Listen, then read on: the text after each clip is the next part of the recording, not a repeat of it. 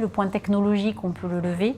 Le point humain, il est à travailler et à surtout pas négliger parce qu'il est très significatif.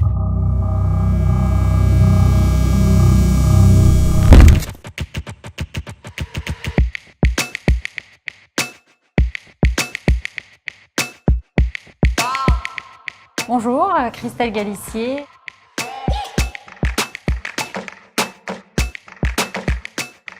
Ça va pas être gagné tout ça. Alors, je définirais ça en 3 points clés. Le premier, c'est d'avoir un même objectif. Chez Line-Up et sur la data science en particulier, c'est de rendre l'expérience client la plus fluide et la plus personnalisée possible.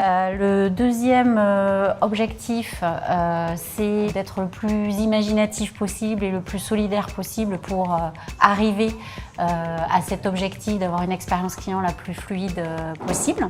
Et le troisième mot que je mettrai, c'est ouverture, parce que du coup, pour converger, il faut avoir parfois, même souvent, envie de faire différemment, d'explorer de nouvelles choses.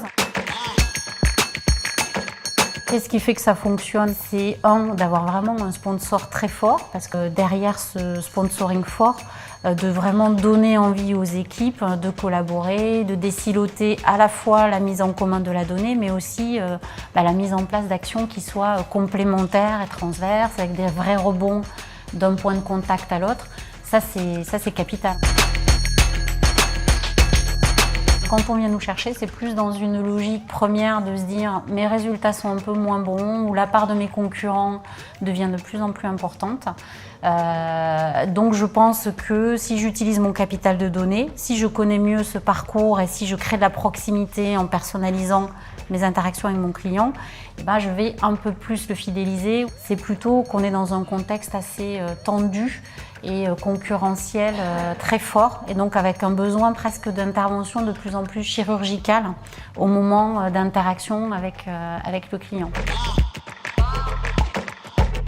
Un bémol bien sûr dans ça, c'est le respect de l'éthique et de se fixer des limites dans la connaissance que l'on a ou l'exploration de la donnée.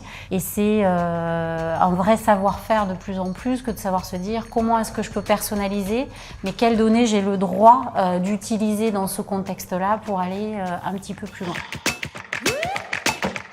Dynamique, leadership. Je pense qu'il en faut aussi, et je dirais analytique.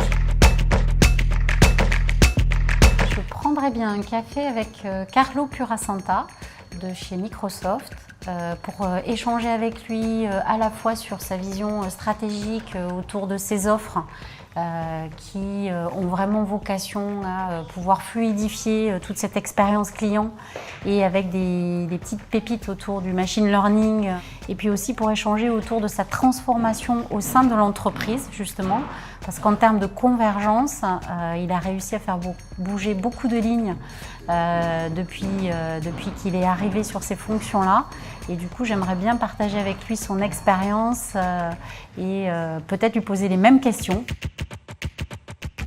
Merci.